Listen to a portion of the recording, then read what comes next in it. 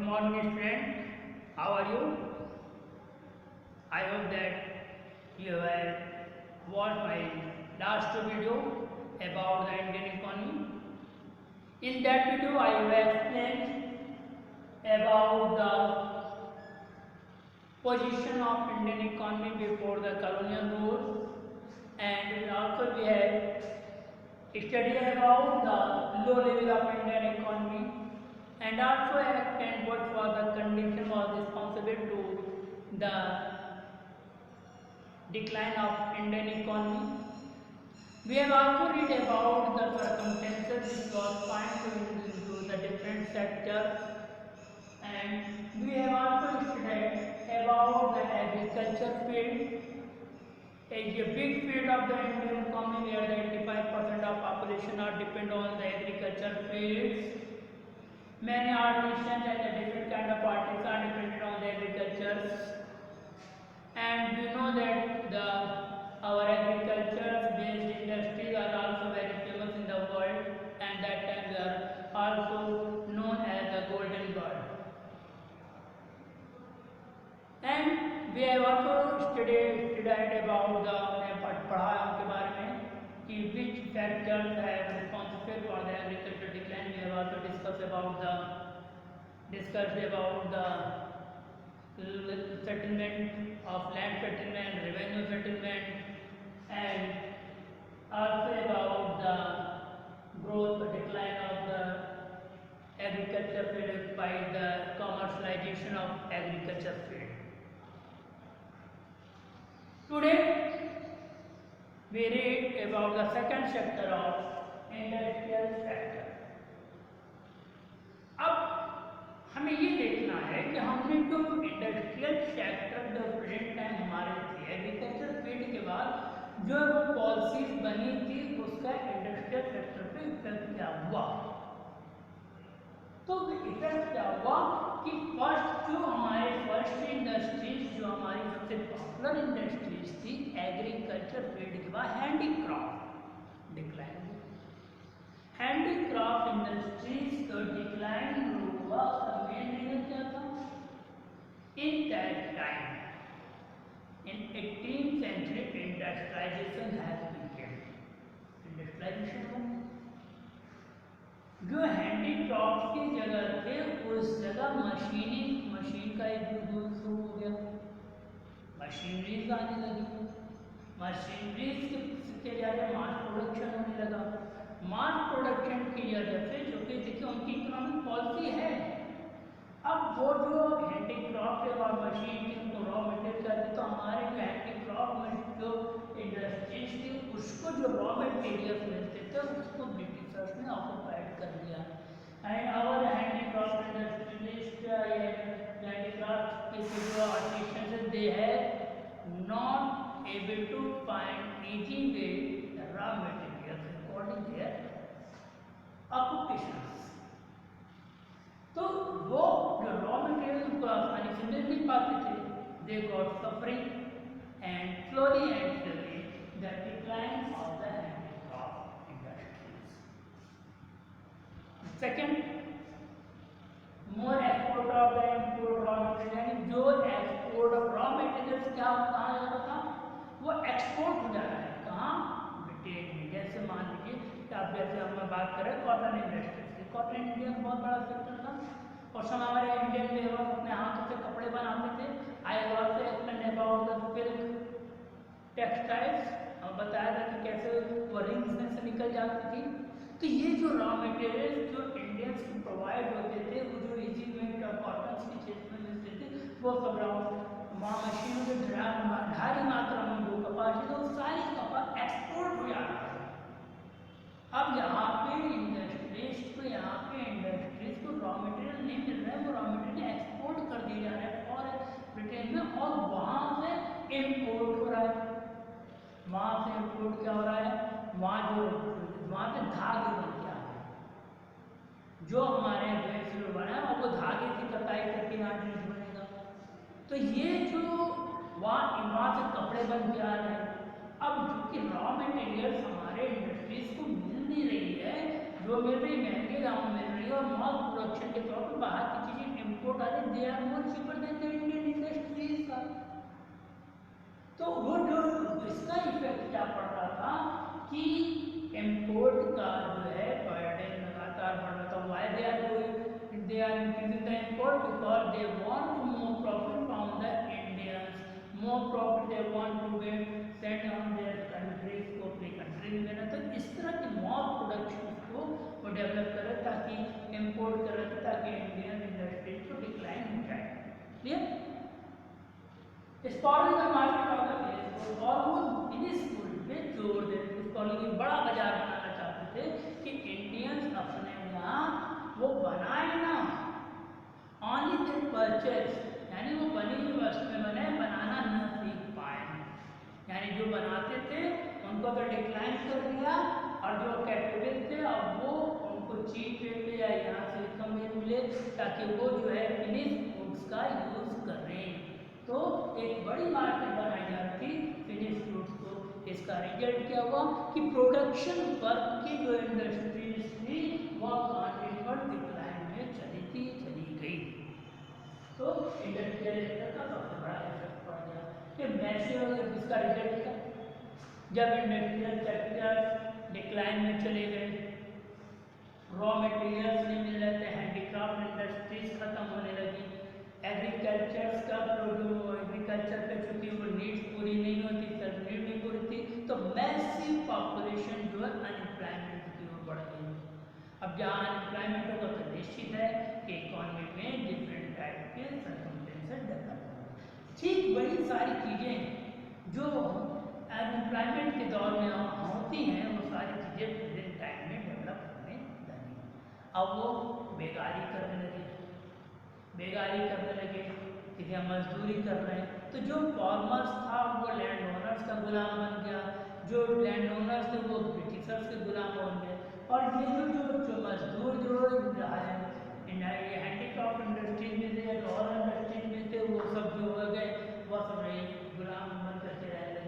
और जो हमारे यहाँ का जो प्रॉफिट या एक्सपोर्ट जो इनकम वर्ग था जिसके प्रधानी वर्ग थे वो अपने इंडस्ट्रीज वो अपना कंजप्शन के बजाय इंपोर्ट का कंजप्शन करने लगे। जो उसका प्रॉफिट था वो सब ड्रेन होने लगा फॉरेन को।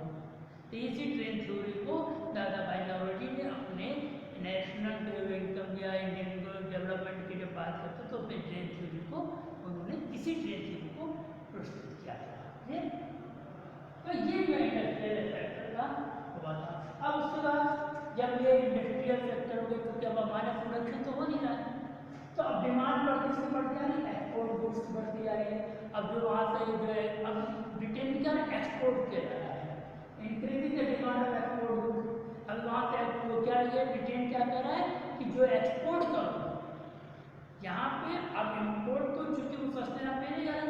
अब ब्रिटिश से जो वहाँ के जो अथॉरिटी जो ब्रिटेन की थी जिसने कि कॉलोनियल रूल्स इंडिया में डेवलप किया जिसको फॉलो करती ईस्ट इंडिया कंपनी, तो ब्रिटिश वो इसको फॉलो करके एक्सपोर्ट को बढ़ाओ ताकि इंडियन मार्केट जो है बहुत निश्चित रूप से और बाकी चीज़ों से भर जाए। तो इस तरह एक्सपोर्ट गुड्स को फोकस ले रहा था। अब क्योंकि इंडस्ट्रियलाइजेशन हो चुका था हमको प्रॉफिट भी चाहिए था, तो इंडियन जो इंडस्ट्रियलिस्ट थे या इंडियन जो कैपिटलिस्ट थे उन्होंने भी कुछ इन्वेस्ट किया। ऐसा नहीं किया अकेले वही हुआ तमाम लोग, उन्होंने भी यहाँ लोगों को प्रोड्यूस करते तमाम जो इंडस्ट्रियलाइजेशन हुआ तो माल प्रोडक्शन के लिए यहाँ भी मिलें बनाई गई।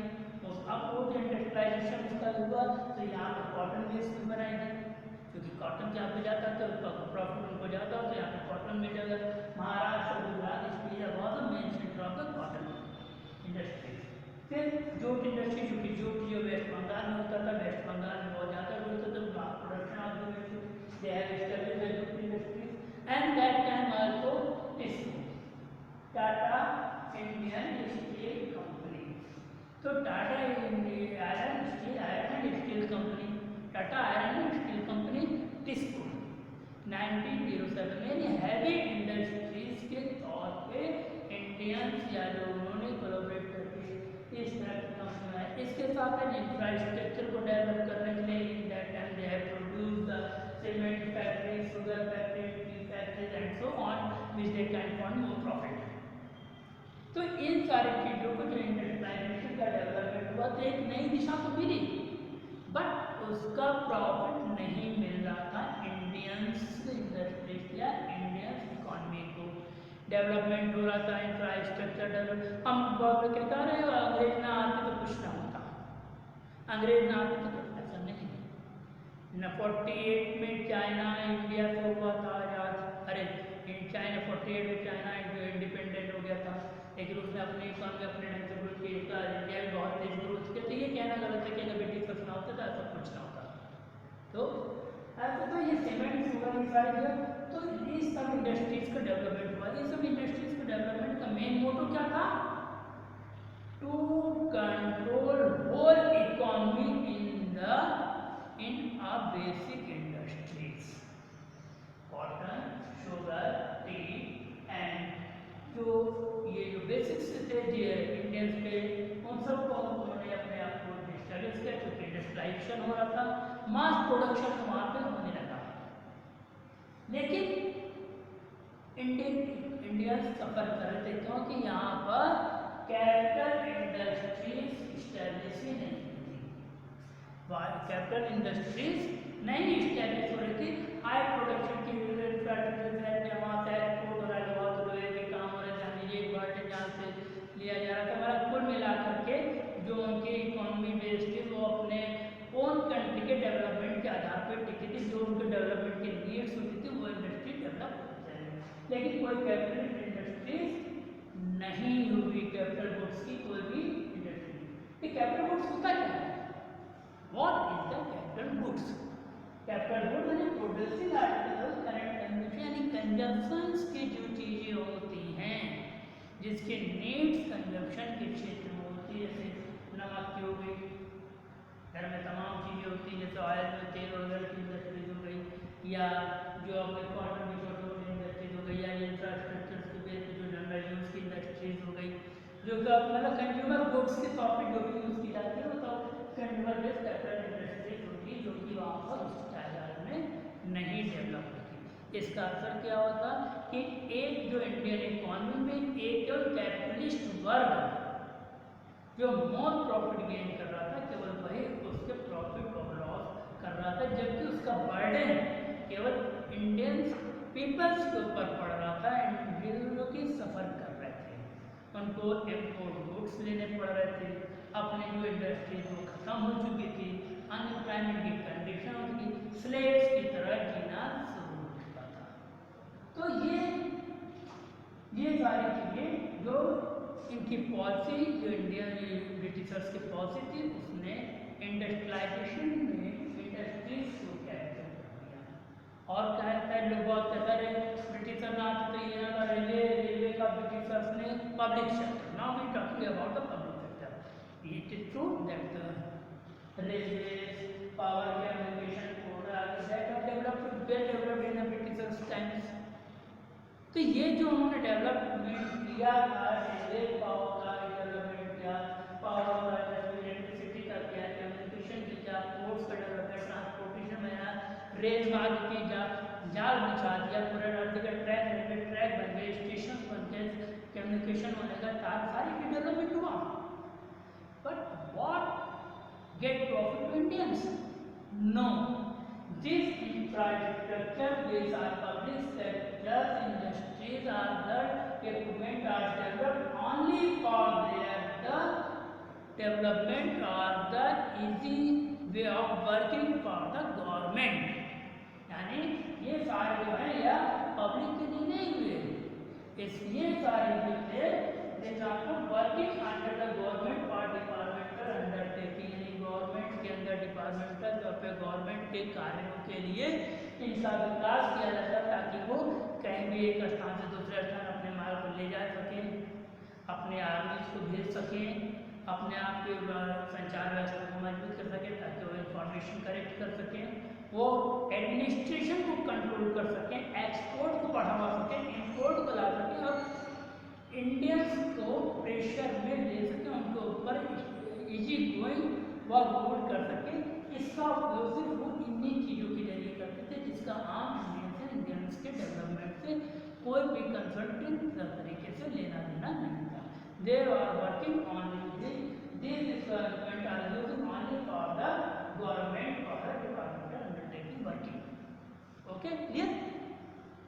तो ये चीजें तो इंडस्ट्री से अब तक हमने पढ़ लिया इंडस्ट्रियलाइजेशन एग्रीकल्चर के बारे में, इंडस्ट्री के बारे में, बहुत foreign trade. Now we discuss about foreign trade. Foreign trade में क्या होता है? फॉरेन ट्रेड का जो सबसे अधिक जो हमें दिखाई देता है फॉरेन ट्रेड का क्या मिलता है कि एक्सपोर्ट और इंपोर्ट पे आधारित था।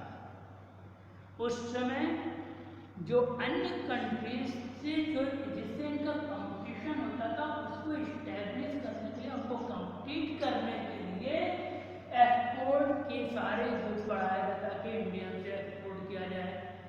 जो आपका रॉ मटेरियल इंडिया से जाते थे आगे जो भी और वहाँ से इम्पोर्ट किया था, यानी जो एक्सपोर्ट यहाँ वहाँ से कर रहे हैं ताकि वहाँ से आगे टैक्स लगा करके इंडियन का टैक्स लगा करके इसको इम्पोर्ट कर रहे हैं और यहाँ से टैक्स को रिड्यूस करके रॉ मटेरियल को बाहर भेज रहे हैं, जिसका बहुत बड़ा असर पूरे इंडियन इकोनॉमी में पड़ा।